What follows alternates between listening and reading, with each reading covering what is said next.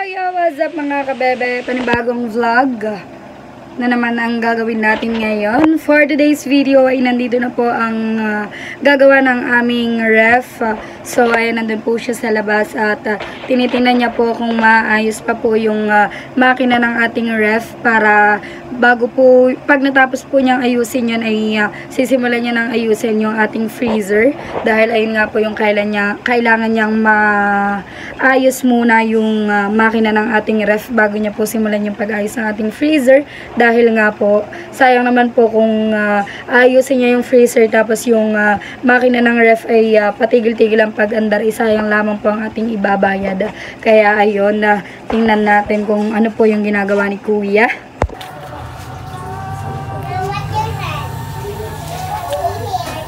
Ano nga po tawag din Kuya sa nilagay nyo? Starting relay. Starting relay.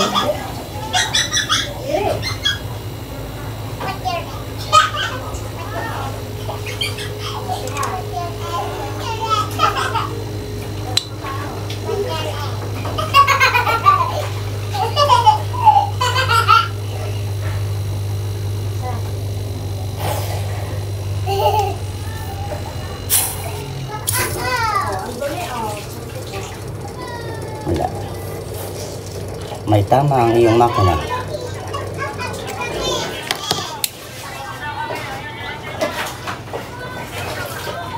Ito 600 eh.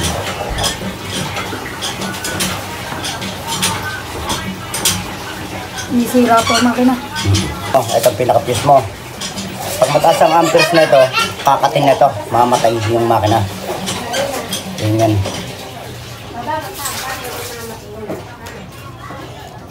Ngayon na po gumana. Wala na ito. Papunta natin ito ng makina.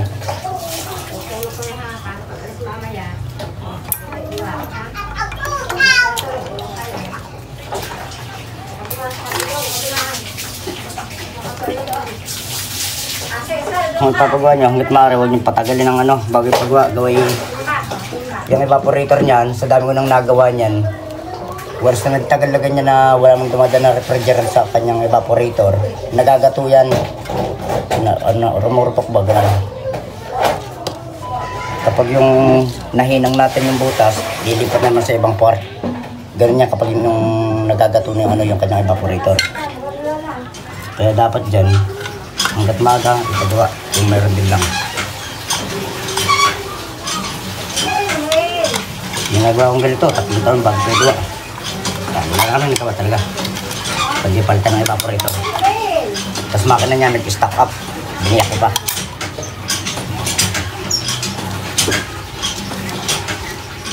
Ngayon na po. Alin? Hindi na. Hindi na, wala na. Ano po yung magkano lahat yan pagka ano? Kayo mismo ang bumili ng makina para para perang laban natin. Diyan kay Darius Lingal or Darius Lingal dyan sa may Wawa, sa may landing, tapat ng Shell. Nakalagay din ni Daiken. Bilihan ng spare parts ng aircon yun. Ang pagkakalam ko, 2,700 pesos ang ganitong makina. Ayun ang pagkakalam ko dyan. Kasi kanya ng size yan. Yung double door, 1 feet. Ito, 1.8 lang to eh. 1.8 horsepower, 1 feet, 1/4. Pagtaas ng horsepower niya, tumataas ang presyo niyan. Ito, 1.8 horsepower lamang to.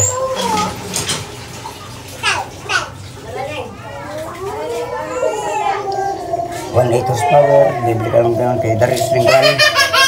Kasi pagkagalawa, tayo nga bilat na to. Change motor, repair ng evaporator.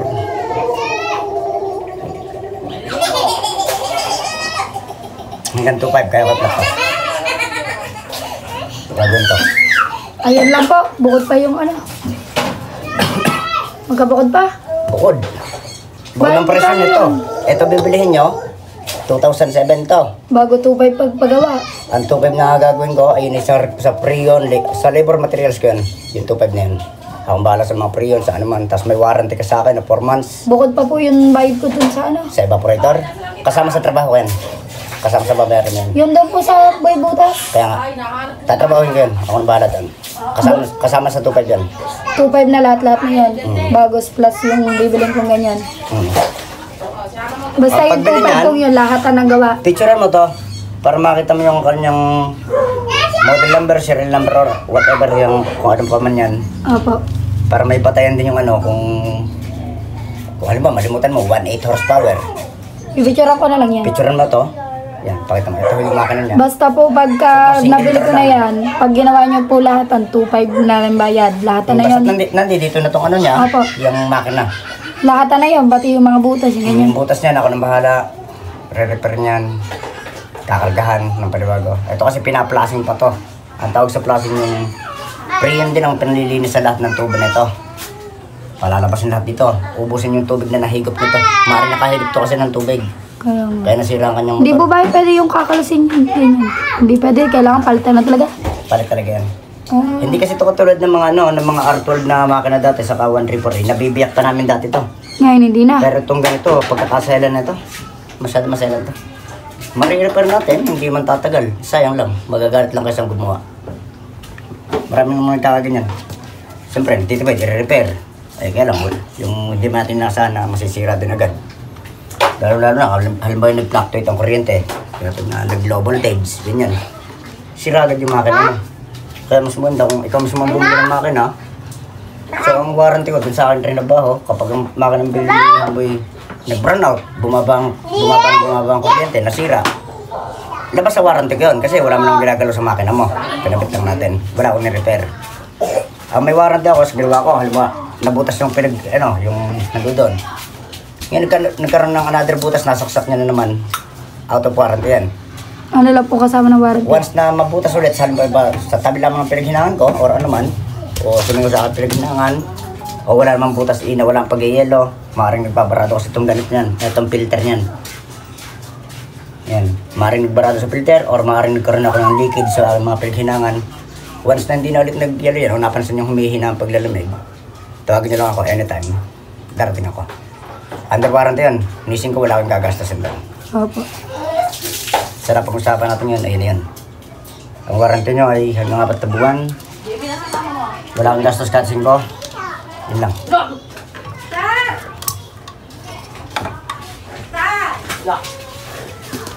Tatawagan ko na lang kayo kuya pagka nakabili ako ng makina. Karina guys, hindi na siya pwede. Kailangan ko bumili ng bagong ganito. So hindi ko pa po alam kung magkano yan. Wala akong idea kung magkano ngayon yan eh. Lumalaro kasi ang presyo niyan. Sinerch ko ba naman? Nasa 3,000 plus. 3,000 plus. Hindi, may kanya-kanyang horsepower kasi yan. Para na-search mo, mataas na horsepower. Dapat research ka. I-type mo yung 1.8 horsepower Ano sa compressor. pa nakikita dyan? Yung Hindi horsepower. makita yan. May babatay mo kasi yan sa wattage. Doon ako compute ang horsepower. Kung anong wattage ang makina mo, ganun. Tutupin muna natin to para hindi pasukan ng dumi.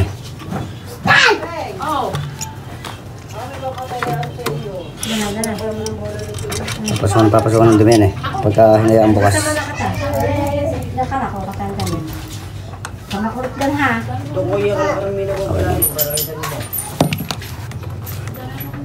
Hindi na siya magagawa ngayon guys. Hindi magagawa ngayon yan. Bibili mo na ako ng ganito. Mag-ibang na ako. Kung nag-aalangan ka, pwede namang akong pabilihin mo, bibigyan natin ng resibo, diyan lang naman, o kung gusto mo, isama mo kung bibili ka, gano'n. Opo. Kung medyo nag-aalangan ka bumili, Baka mamaya mali ang mabili ko. oo, sasamahan kita kung gusto mo, gano'n. O kaya, ipabigdala mo sa aking pambili, diyan lang mo sa tabi-tabi. Diyan lang yan sa may landing, tapat ng Shell. Opo. Hindi ko lang alam kung may tinda rin dito sa isang Darius na to, yung tabi ng Metrobank eh. Kaya lang mas mahal dyan ang alam ko. Hi guys! For today's vlog po ay meron po tayong pupuntahan. Yan. Dahil nga po yung ref ko po ay hindi na po siya maayos. Maayos po siya pero kailangan ko pong bumili ng panibagong makina. Bali yung makina po niya is nasa 3,000 plus. Tapos bayad ko po sa labor ay 2,500. Ang magagastos ko po kapag pinaayos ko po yan ay nasa 6,000 po. So ayun, kapag naman po pinaayos natin, pag pina-repair natin ay hindi naman natin alam kung gaano katagal ang itatagal niya.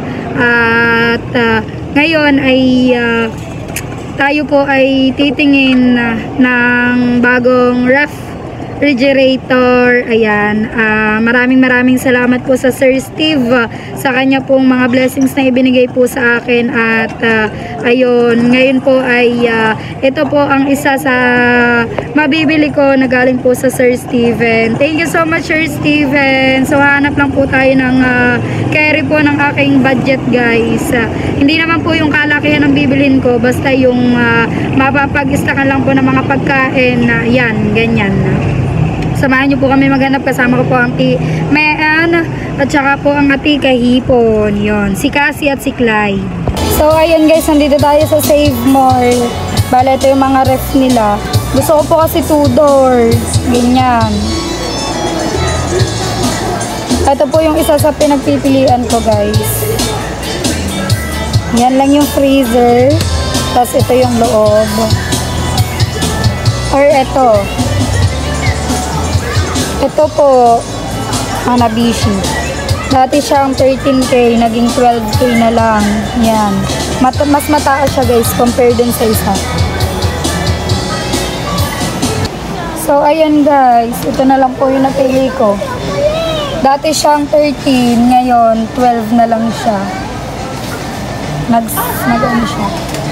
Yan yung freezer niya. 2-door siya, guys, 2-door. Kasi gusto ko pong 2-door. Para hindi siya bukas ng bukas. Yan. Ang loob niya. Ito yung kanyang lagay ng itlog. Kasi po, pang stock lang din naman po namin to. Kasi may pang stock. Yan. May stock po sila nito, guys. Ano po ba? Ilang years na po warranty nito? Customer Service, Pure Foods Merchandiser, CSPS. Tapos meron siya na 5 years warranty sa compressor. Ano po sakop nung 7 years replacement? 7 Ay, 7 days. Lahat. Lahat. Tapos yung 1 year. Yung 1 year sa Requesting gagawin Pure lang. Foods Yung Customer Service, ano kasi, PS. pag halimbawa nasira ito sa 7 days, pwede nyo siya ibalik dito, tapos papalitan namin ng bago. Pagka 1 year, pag nasira, aayusin mo. Tapos 5 years, pag ito na yung nasira niya, tulad nito. Pag yung ganito ang nasira, meron siyang na-warranty na 5 years. Yung 1 year warranty po kahit anong sira. Kahit ano. Pero pagka yung nasira ng tao, wala na.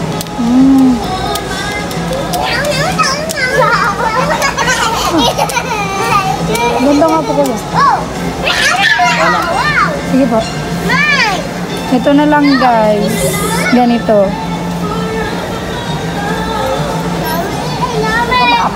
Yan guys, ay na lang po yung bibilhin natin. Bali yung akin po kasi dating ref, 11K din po yun, pero wonder lang po yun. Pero maganda yung brand nun, Condura. Eh, yun nga po, kasi po ipagawa ko po siya. Aabot po ng mahigit 6,000 yung pagawa ko. Eh, hindi naman po sure kung tatagal po yung gawa kasi kapag po repair na, maya na lang po ang sira, ang magiging sira noon na parang paulit-ulit lang. Kaya po, konti na lang po idadagdag ko para po makabili po ako ng bago. Kaya ayun, bumili na po ako. Kaya ayun, gusto ko lamang po magpasalamat sa Sir Steven dahil po sa mga tulong na ibinigay niya po sa akin kahit po papaano ay nakapag-save po ako. Kaya maraming salamat po sa Sir Steve kasi yung mga binigay po niyang tulong sa akin ay kahit po paano nakakapagtabi po ako, nakakapag-ipon po ako. Kaya maraming salamat po Sir Steven. Ayan guys, parang gift ko na din to sa sarili ko, parang regalo ko na din to, reward ko na din to sa sarili ko sa kabila ng lahat ng pagod ko araw-araw sa Kala Live. I deserve ko naman po siguro to, papasko ko na to sa sarili ko. At ayun, alam ko naman din po na hindi lang naman to para sa akin, para din naman po so sa aming lahat. At saka yun nga po, si Cassie at saka si Star, para mapag-istakan ko sila ng pagkain. Tapos po ang inay po kasi dati nung may rep po kami, palagi ko pong binibila ng inay ng fresh milk. So ngayon hindi na po siya makainom ng ganun kasi nga po wala kaming ref. Napapanis po kasi yun. So ngayon mabibilan ko na po ulit ang inay ng ganun para maganda po yung sa kanyang kalusugan. Kaya Sir Steven, thank you so much. Instead, I will fix my broken ref, I will buy today a new one because of all your help to me. I was able to buy this, and thank you for always helping me. At ito na po yung mga tulong na ibinigay mo sa akin ay mayroon pong magandang napuntahan, kaya maraming salamat po Sir Steven sa walang sawang pagsuporta mo po sa akin. So ayun guys, kumukuha lang po yung staff ng stock kasi hindi po to pwede gawa, display po ito. Ayan, hindi na po kami nag-ikot sa iba kasi nga po sa Walter medyo mahal po kasi doon, kaya dito na lang po kami nagdiretso. So sa Royal Star naman po, yung dati kong binilhan ng ref, nagtingin na po ako online, ang mamahal po doon, kaya dito na po kami nagdiretso. So bali ito nga po, nag-sale na siya. Dati siyang 13, ngayon 12 na lang po siya. At may pera na po akong hawak dito guys, kasi mayroon pong ano doon, may bangko po doon sa labas, may doon na lang po ako kumuha ng pera. Sir Steve, thank you, and I hope I'll make you proud sa mga tulong na binigay mo sa akin. Ay eto na, nabili ko na yung gusto ko. Maraming salamat po Sir Steven, I love you always. Kasama ko po ang mga ate. Ano? Sabi ko na pala nag-vlog ako. Pag-yari ko, yo, what's up mga Oo kayo? nga. Hindi po tayo sa save mo dahil may nagpadal po sa akin na 400. Yan na guys. Tatali mo sa tricycle.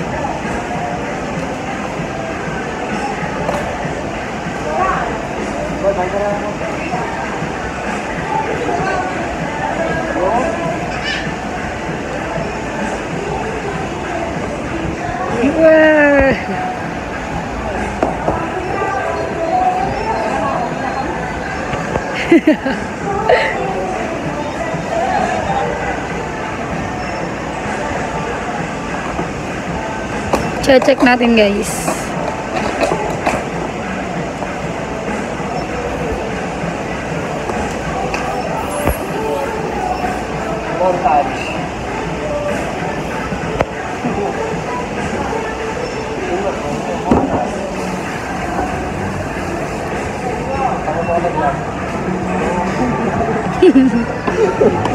Ano nung may vlog? Sabi niyo sa vlog niyo. Hi guys. Sasalubungin.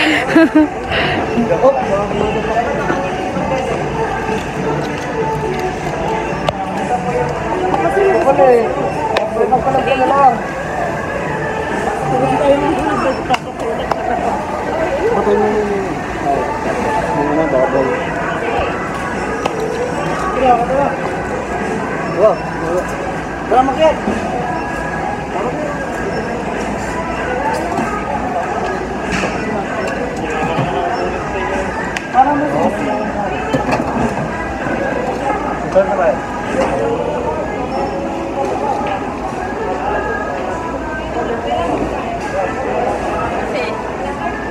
Pang-angkit niya no, pang-stack na. Hanggang maliit lang yung loob. Tubig.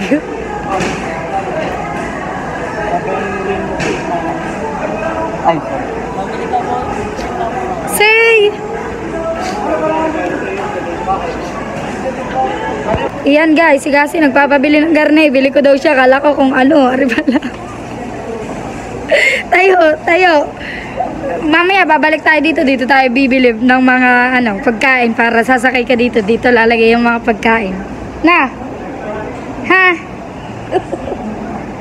Say!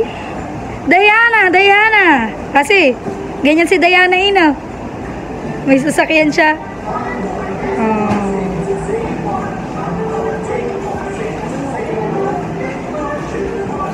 Ayun, oras natin guys. Ayun guys, nandito na po tayo sa bahay. Ilagay sa inyo partong ilagay. Para hindi masabi. Hindi ko na masyado na-vlog kanina guys at lobat na po tong cellphone ko. Hindi pa po natin siya pwedeng gamitin ngayon. Bukas na po natin siya gagamitin. Bukas natin siya pero tinesting na po yan kanina doon at super bilis niyan lumamig.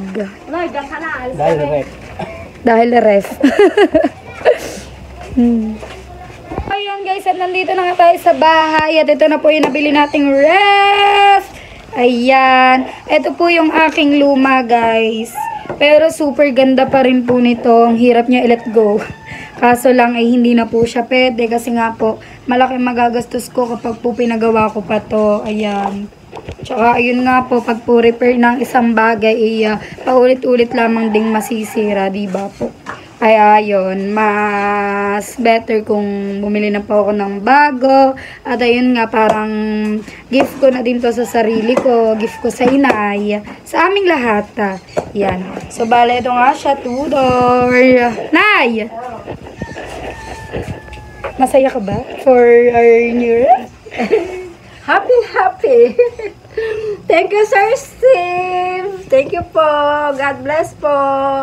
Thank you so much, Sir Steven, for all your help that you gave to me. At ayun, nakabili na po ako ng bago naming ref dahil po dun sa mga ibinigay mo po sa akin na inipon ko po. Kaya maraming salamat po, Sir Steven. Sana po ay wag po kayong magsawang suportahan ako. Yan, kami. Maraming salamat po talaga, Sir Steve. At eto na po yung ayun guys, dapat po dun po nakalagay ang rep sa labas.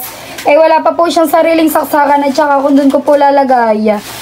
Maya po yung bubuksan ng mga bata. Tsaka yung may saksakan din po kasi dun, pero doon nagsasaksak ng wifi, ng mga heater. Diba po, dapat ang ref may sarili siyang saksakan. So ako po kasi meron ako sarili dito gawa. Ito po pinagawa ko. Yung dati ko nga pong ref, nandito po siya talaga nakalagay sa kwarto. So yung Durabox namin, dito siya nakalagay dati. Pero pinalipat ko na lang dito. Maluwag pa naman po siya dyan guys. Yan. Tapos dito na lang ilalagay yung ref. Papabuhat ko na lang po siya sa asawa na Joan kay Kuya Jerbe, tsaka po dun sa kapatid ko. Yan. Buksan natin ang ilaw, guys. Yan. Guys, hindi ko na binidyon yung pagpasok dito at makalat pa ang bahay ng mga inay.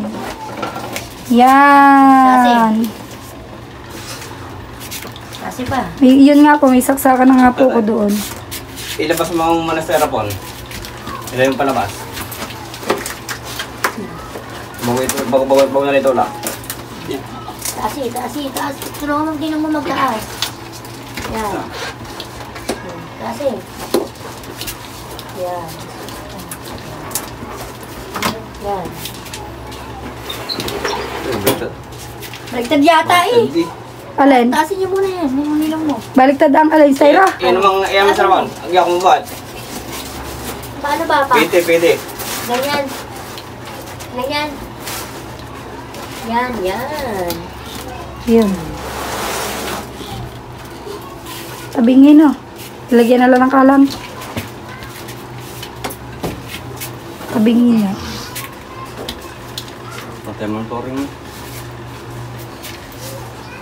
Yan guys. Ito na yung pinaka-final. Dito na po siya ilalagay. Kasi para solo niya po yung saksakan. Lalagyan na lang siya ng kalang doon. Ayan. Para siya tumuwid. Yun!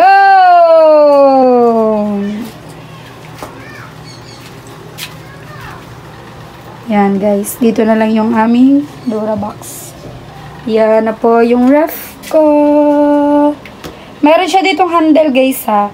Ilalagay pa po yan. Naka-close pa to. Bali, testing ko na lang po siya kasi hindi pa siya pwedeng gamitin ngayon. At papahinga po muna siya. At siguro mamayang gabi testing ko siya para magdamag. Malaman namin kung maganda yung mabilis siya maglamig. Pero kanina naman, ang bilis lang niya nakasaksak. Lumamig agad siya. Yan na guys. At ikinakabit na po ng kuya yung pinaka-handle po ng ating ref. Yan. Hindi po kasi siya pwedeng ikabit doon. Siyempre hindi po siya magkakasya doon sa pinakakahon ng ref nung pauwi na kami. Kaya dito na po kinabit. May mga kasama na naman siyang mga tornilyo. Star! Masaya ka? Yay! Sabi mo, thank you po! Sir Steve! Yan.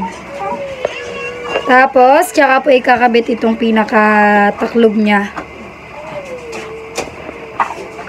Yan. Tapos, ganun din po ang gagawin dito sa pinakababa, guys.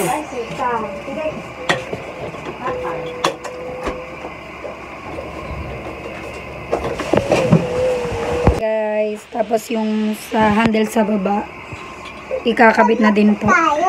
Ha? Tulog daw tayo. Antok na ata. Aba!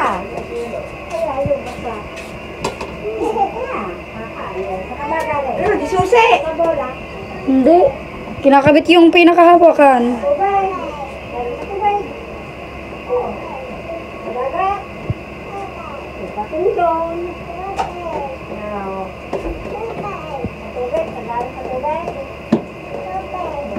Dapat ito rin dyan, para... Kaya nga. Tsaka pag naglaman ako, Oo, ba't hindi walang po na pinto mo? Walang lock.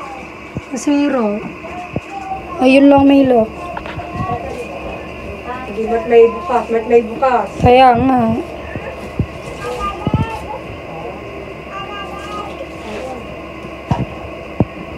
Guys, nakabit na po yung handle. Tanan! Lamig pa rin ang loob. Kanina pa. Tinisting yun dun eh. Yan. Thank you, Sir Steven. Yan guys, naligo po muna ako at dito ko na po itatapusin itong ating vlog. Yan, maraming salamat po ulit, Sir Steven, for all your help. And God bless you. Take care always. Love you always. Thank you guys for watching. Ingat po kayong lahat. And God bless po sa inyo lahat. Bye guys.